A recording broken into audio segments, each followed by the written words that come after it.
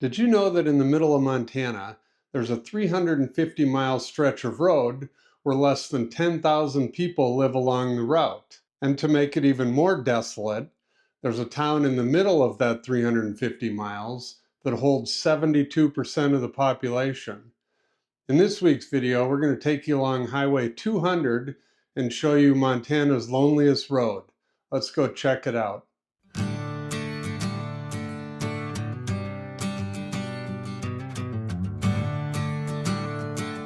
So we'll start this trip in Great Falls, Montana. And Great Falls is actually the third largest city in Montana with just over 60,000 people, but that may be changed now. I think Bozeman may have overtaken it because they're real close in population. So Great Falls may be fourth now, not sure.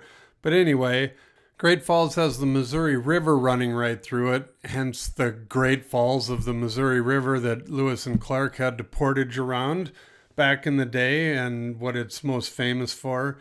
It's also famous for Malmstrom Air Force Base.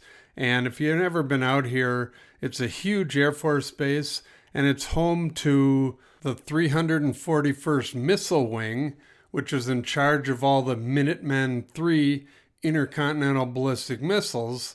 And according to the internet, there's 150 of them located all throughout central Montana, out in the middle of the prairie out here.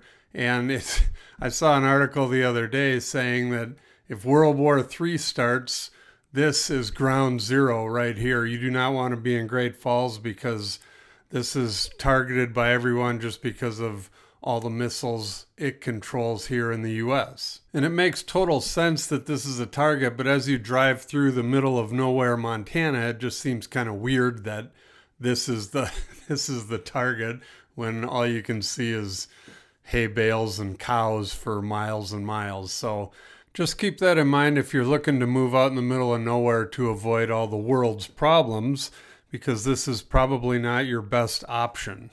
So once you head east out of Great Falls, this is where it starts to lose population in a hurry. And if you look at the map here, you'll see all these little towns. And when I say towns, I put that in quotes because they're just tiny. So in between Great Falls and Lewistown, there are 5 little towns with a combined population of 1,241 people. You have the town of Belt that has a population of 515 people. You have the next town of Geyser, which has a population of 66 people. Then you come to Stanford, which has a population of 418 people. Then the town of Moccasin, which has only 36 people. And then the little town of Moore, which has 206 people. So obviously all these little towns are out here to support the ranches and the farming in this area. And, you know, they're all tiny. None of them have much there until you get to the, in comparison, huge town of Lewistown, which has a population of 6,204, and that's kind of the main town in this stretch.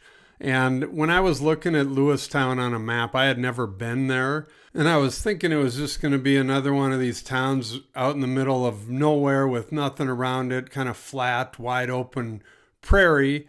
But actually, Lewistown was the biggest surprise I've had in a while. It is a great town. In fact, it's the town that everyone's looking for in Montana. I'm sure the locals there will hate me saying this, but it has mountains and beauty in the small town, and there's not the tourism that you got on the west side or in the Bozeman area.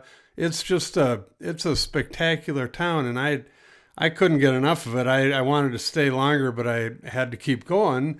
But as you look around town as we drive through here, you'll see it's a great little town, and the prices there, yes, they've gotten way worse than they once were, but in comparison to the prices that you're getting on the west side, they're pretty good. So currently there's 53 homes for sale around Lewistown, and they range in price from $179,000 for a 2-bedroom, 1-bath, 987 square foot house to $4.3 million for a 5-bedroom, 2-bath house, but it's on 669 acres. So a pretty big, ranch. I looked at the actual listing. There's all kinds of buildings. It was used as a ranch, so it's not just a house sitting out there. So that kind of tells you why the price is so high, because you're getting so much land and basically a ranch. And that, again, is what everybody's been looking for that wants to move to Montana. As far as the town itself, it was founded in 1879, and it, again, served cattle ranching in the area. And then there was a gold rush in the 1880s in the nearby Judith Mountains. There's actually 5 different mountain ranges that surround this town.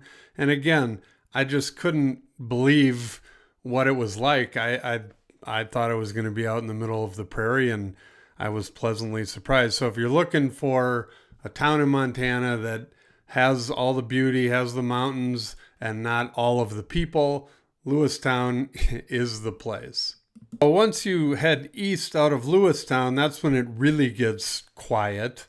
And this is the part of Montana I always joke where you can watch your dog run away for 3 days.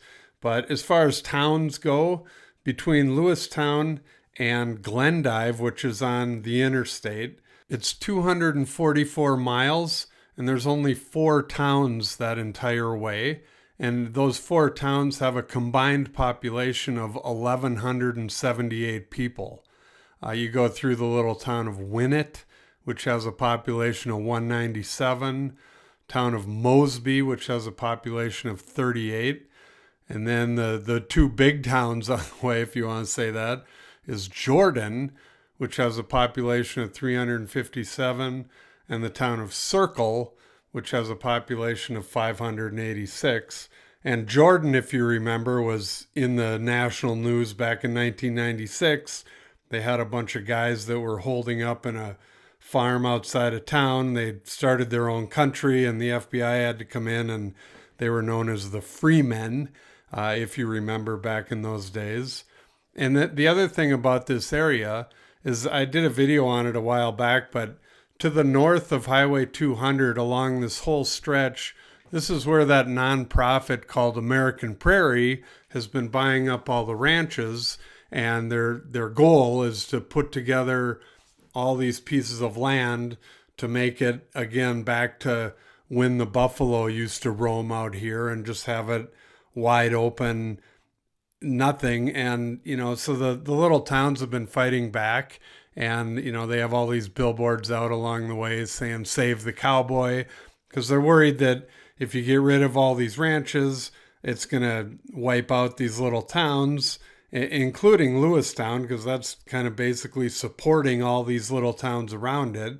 And they're worried that if there's no more ranching in this area, all these little towns and this lifestyle is just going to disappear. So if you're interested in that video, I'll link it down in the notes. But kind of an interesting thing going on out here in this part of the world. So if you ever decide to take this route, Highway 200, the main obvious things you need to keep in mind is make sure you've got enough gas to get between these towns. And a lot of these little towns don't even have gas stations. And I would definitely be very hesitant to drive this in the wintertime because, again, if you go off the road or if you have car problems, you're a long way from anything. And cell service is spotty at best, as you can imagine. But if you're looking to get away from it all and get away from people, this is definitely your road. And like I said, Lewistown is awesome. And I know it's kind of hard to get to. It's not close to anything, but that's part of the beauty of it. I would definitely suggest checking that out if you get the chance. And if you'd like any more information on Lewistown or any of these little places along the way, let me know. Thank you for watching our video. Please call, text, or email for more information. And don't forget to watch our other videos about Montana.